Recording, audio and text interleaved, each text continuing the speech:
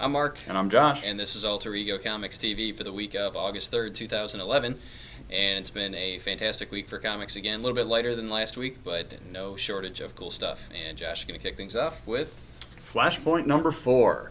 Flashpoint has been really awesome. Every issue's been good, and it's been revealing more of this alternate reality our heroes are stuck in. And things are definitely coming to a head. We're starting to see actual outbreaks of war and the heroes. But this issue actually centers on the Marvel family.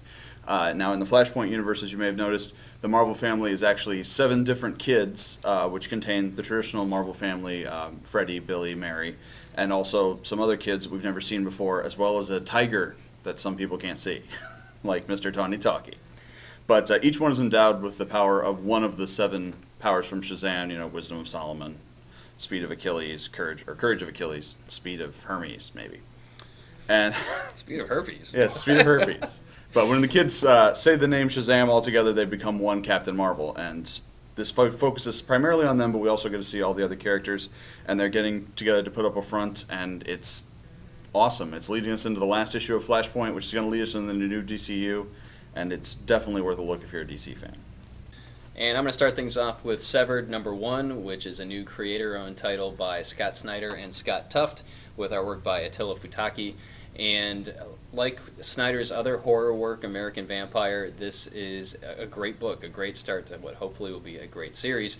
And the horror that I enjoy is not the in-your-face Saw type of horror or Nightmare on Elm Street or things like that. It's more the psychological horror, the stuff you don't see, the stuff with really strong characters. And that's what Snyder excels at. That's what he does very well in American Vampire, and it looks like we're off to a great start with Severed, which focuses on 2 boys with what appear to be different storylines. One is an orphan that gets picked up from a home for orphans as an apprentice to somebody who works for GE or something along those lines. And the guy who picks him up is not exactly what he appears to be. The other one is apparently a violin great student at violin, and he's about to be shipped off to the school for music, and you think he wants to go, but then he ends up running away and jumping on a train, and his story goes from there. And just the pacing is good, the characters are good. It's everything that we've come to expect from a Scott Snyder book, so you should definitely check it out. Also a new number 1 this week, we have The Infinite by Robert Kirkman with art by Rob Liefeld. That's right, Rob Liefeld. Why you gotta be hating on Rob? I didn't say a word, I just repeated his name. So The Infinite is a sort of a story that we jump in the middle of. We start in a climactic final battle that's the culmination of years of fighting between a villain that's been leaping through time and our main character, who's an old grizzled soldier.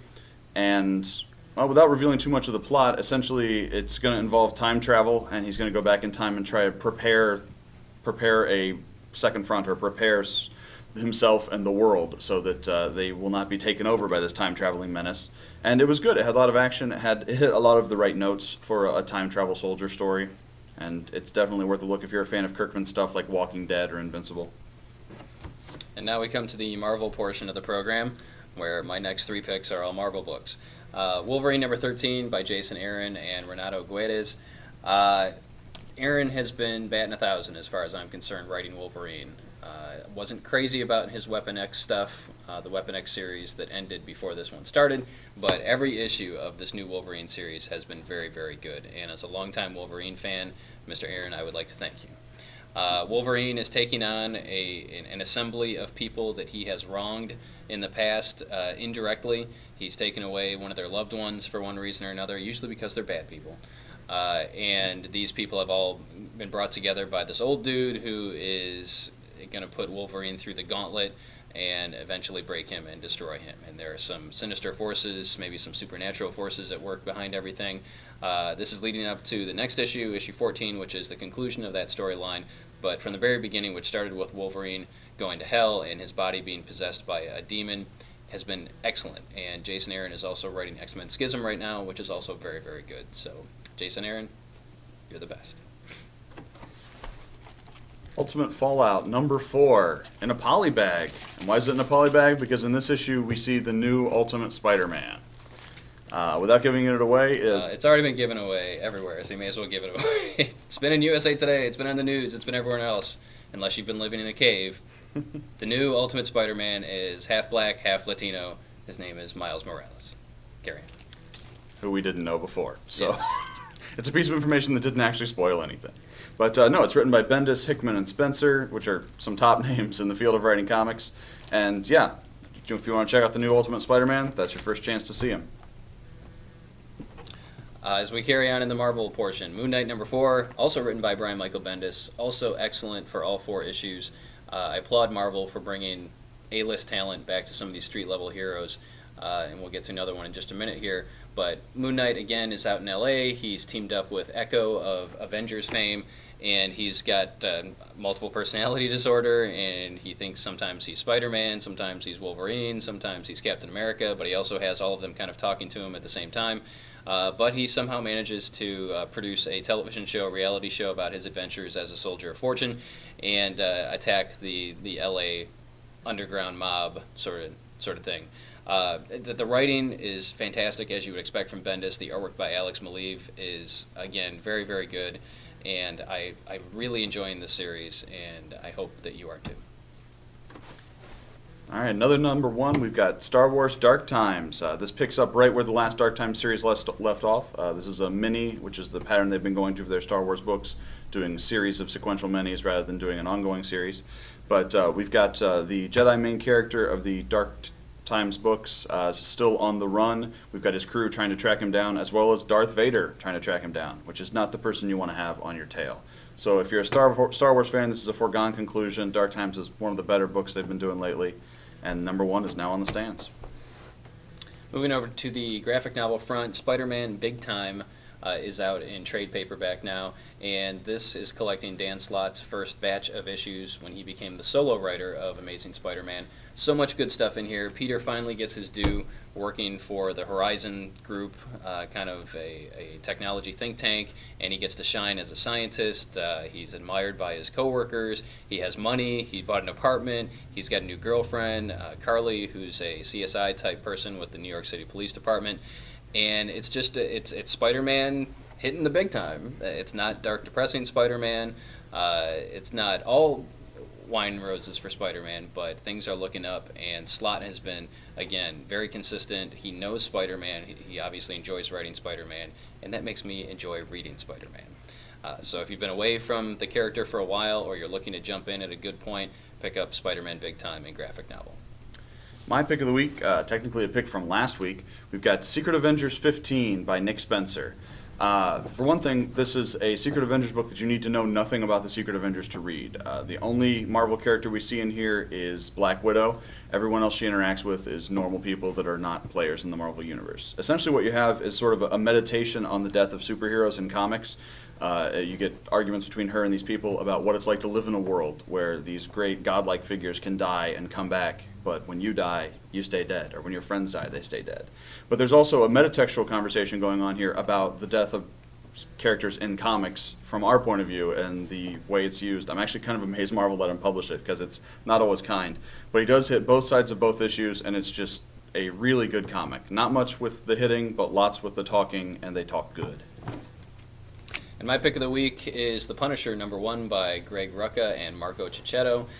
This is what I alluded to earlier, another A-list writer coming to a street-level Marvel hero and giving us his take. The other one would be Mark Waid writing Daredevil, which came out a few weeks ago and was my pick of the week that week.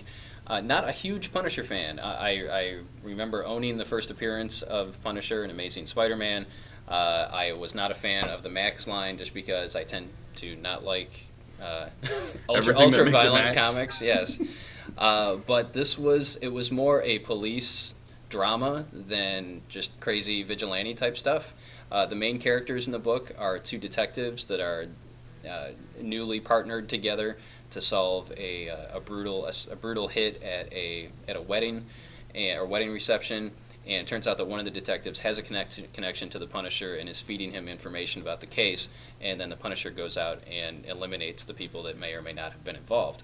One of the cool things about this is, to the best of my knowledge, the Punisher doesn't utter a word in this entire book.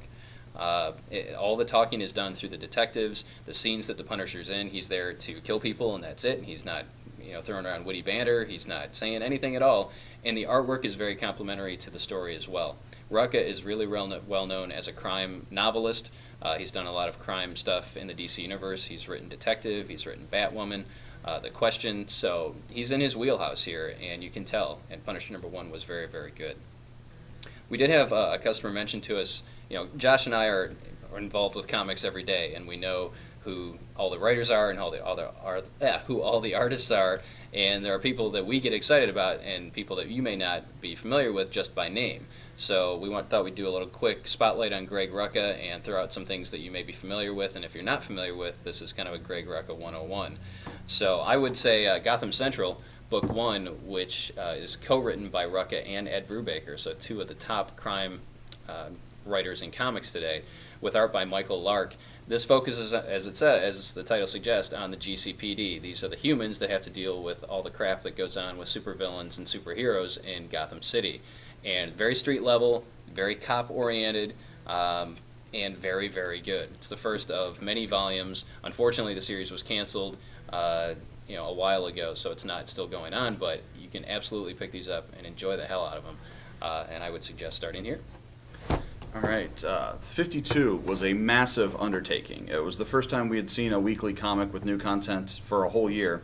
And in that course, it had 4 writers, and one of them was Greg Rucka. So you've got Jeff Johns, Greg Rucka, Mark Waid, Keith Giffen, and Grant Morrison. It's like the Beatles and Grant Morrison. But you're already aware of 52. We're just letting you know Greg Rucka was in it. They never actually publicized who wrote which parts of the book, but it's generally assumed he was doing the Batwoman and the question sections of the book. So if you love 52, you already love Greg Rucka and don't even know it. And that will do it for this week. You can follow us on Twitter at twitter.com/alteregocomics, or check us out on Facebook, facebook.com/alteregomaniacs. And of course, stop by if you're in Lima. We're located at 230 North Main Street, right in the heart of downtown Lima. We'll see you next week.